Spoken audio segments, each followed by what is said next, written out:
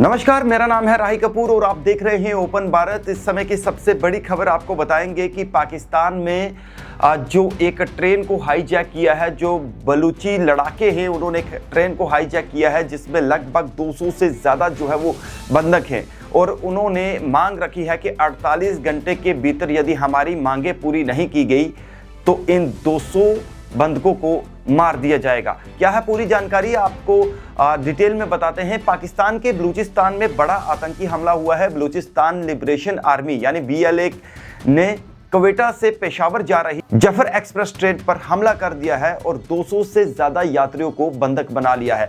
अब तक 30 पाकिस्तानी सैनिकों की मौत हो चुकी है। BLA ने सरकार को 48 घंटे का अल्टीमेटम देते हुए साफ कर दिया है कि अगर उनकी शर्तें नहीं मानी गई तो सभी बंधकों को मार दिया जाएगा। दूसरी ओर पाकिस्तान के गृह मंत्री मोहसिन नकवी ने कहा है कि आखिरी आतंकी के मारे जाने तक सेना का ये अभियान जो है वो जारी रहेगा।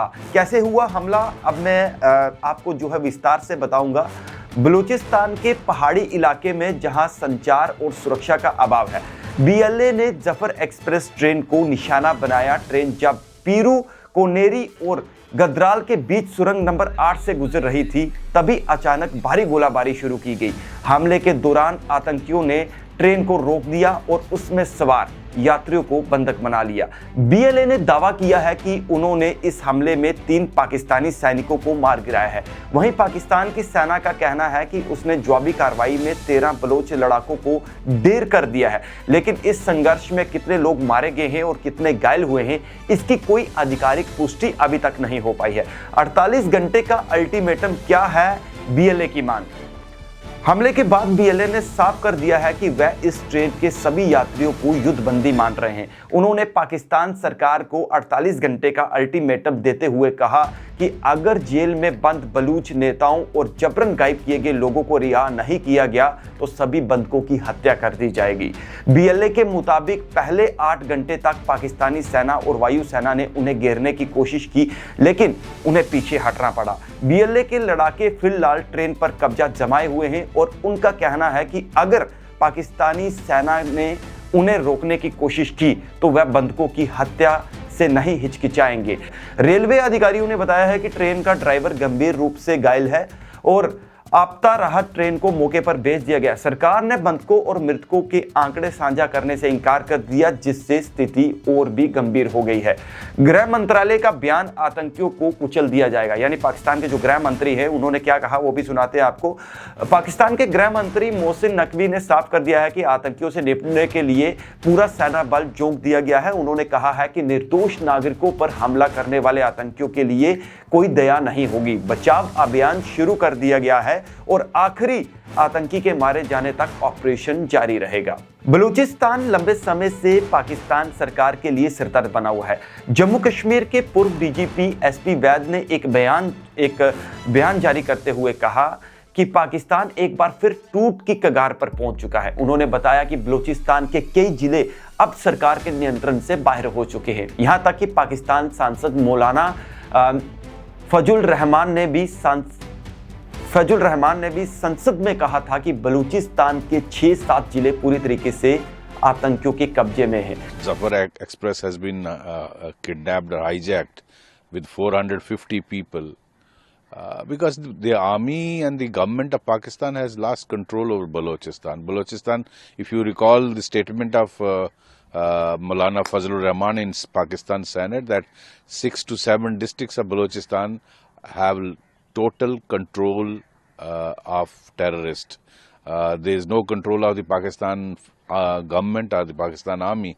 If they declare independence today, Maulana said in the Senate that UN will recognize them. That is the condition in Balochistan. In such circumstances, it's not surprising that this is happening. I am told 6 Pakistani Faujis have been killed and this train with 450 people has been hijacked. BLA ने यह भी दावा किया है कि उसके लड़ाके पूरी तरह से तैयार हैं और पाकिस्तानी वायुसेना से भी मुकाबला कर रहे हैं।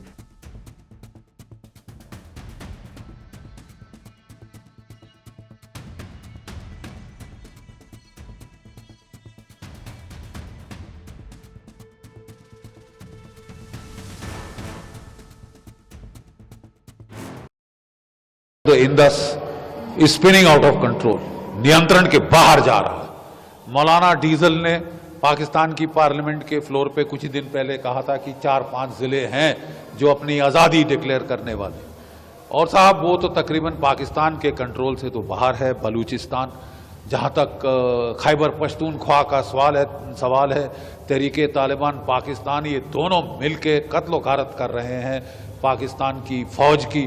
कोई 750 के ऊपर तो मारे गए हैं पिछले साल में ही, और एक हम डिमोरलाइजेशन सी जो देख रहे हैं वहाँ पे पाकिस्तान की फौज में जितनी कैजुअल्टीज हो रही हैं, धड़ाधड़ मारे जा रहे हैं बेचारे। तो देखना यह है कि ये बलूचिस्तान में ये जो ट्रेन का उन्होंने हाईजैक किया है, इससे पहले भी बीएलए ने कई ट्रेनों को निशाना बनाया था। बीते अक्टूबर में 1.5 महीने तक इस मार्ग पर रेल सेवा बंद थी क्योंकि आतंकियों ने लगातार हमले किए थे। पाकिस्तान, अमेरिका और ब्रिटेन ने बीएलए को एक प्रतिबंधित आतंकी संगठन घोषित कर रखा है, लेकिन बलूच लड़ाके इसे अपनी आज़ादी की लड़ाई बताते हैं। आने वाले 48 घंटे पाकिस्तान के लिए सबसे बड़ा इम्तिहान। अब सवाल यह है कि क्या पाकिस्तान सरकार इस संकट से उबर पाएगी? क्या पाकिस्तानी सेना बीएलए के चुंगल से बंधकों को सुरक्षित निकालने में कामयाब होगी, या फिर ये हमला बलूचिस्तान में एक बड़े विद्रोह की शुरुआत साबित होगा?